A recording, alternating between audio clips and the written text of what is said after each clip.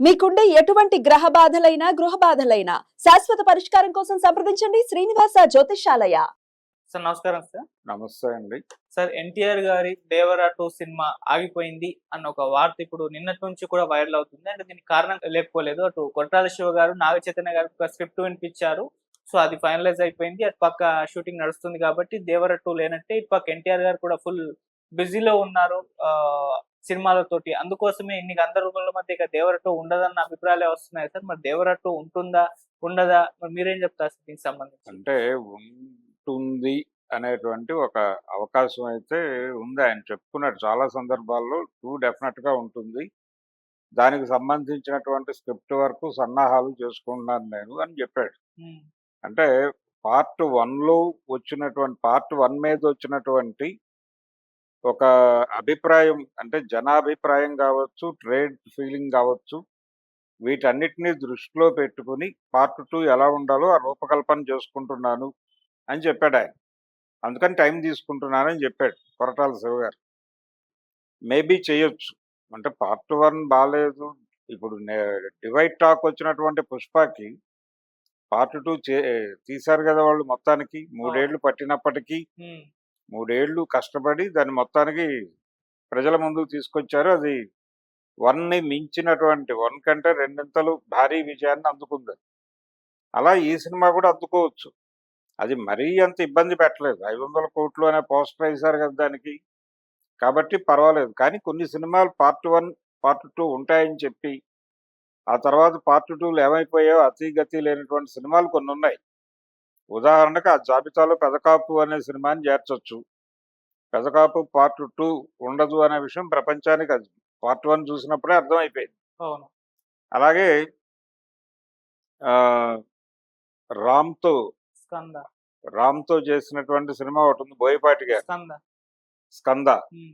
ఆ 'స్కంద'కి కూడా part 2 announce చేశారు అప్పుడు. అవును. పార్ట్ 1 రిలీజ్ అయింది. పార్ట్ 2 ఉండదనే విషయం అది చూడగానే అర్థమైపోయింది. హ్మ్. ఆ పరిస్థితి దీనికి రాలా దేవర్‌కి. మేబీ పార్ట్ 2 బెటర్‌గా వెళ్తాడు అనే అభిప్రాయంతోనే అందరూ ఉన్నారు. హ్మ్. అయితే ఎన్టీఆర్ ఇప్పుడు ఆయన చేయవలసినటువంటి ప్రాజెక్ట్స్ ఉన్నాయి కొన్ని. ఆ ప్రాజెక్ట్స్ కంప్లీట్ అయితే గాని ఇక్కడికి రాడు. ఈలోపు తను ఒక ప్రాజెక్ట్ చేయటానికి ప్రయత్నం చేస్తున్నాడు నాగ చైతన్యతో.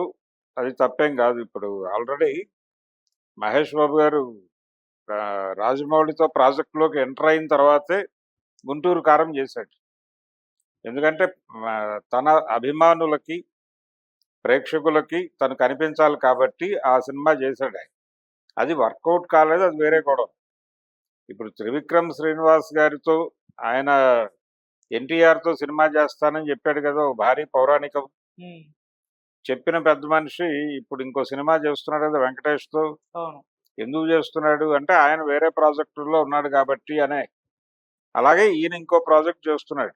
ఓకే. ఇప్పుడు ఆయన ఇంకో 2, 3 సినిమాలు కమిట్ అయినవి కంప్లీట్ చేయాలి కదా! హ్మ్. ఇప్పుడు 'సలార్' డైరెక్టర్‌తో సినిమా ఉంది ఆయనకి. అవును. డ్రాగన్. అది మొదలైపోయి నడుస్తోందని చెప్పారు. హ్మ్.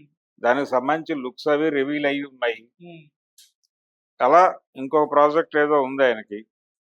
ఇలా 2, 3 ప్రాజెక్టుల్లో ఉన్నాడాయన. బిజీగా ఉన్నాడు. అవి అవ్వాలి. అవి అయిన తర్వాత 'త్రివిక్రమ్' సినిమాకి రావచ్చు. 'త్రివిక్రమ్' సినిమా అయిన తర్వాత 'దేవర'కి వస్తాడేమో. కాబట్టి 'దేవర' అనేది ఇమ్మీడియేట్‌గా ఉంటుందనే వాతావరణం అయితే లేదు కానీ, ఉండే అవకాశం అయితే ఉంది. ఓకే. దాన్ని పూర్తిగా తీసి అవతల పెట్టే పరిస్థితి అయితే కాదు. హ్మ్. ఇప్పుడు 'ప్రభాస్‌కి' కూడా ఆ బర్డెన్ ఉంది.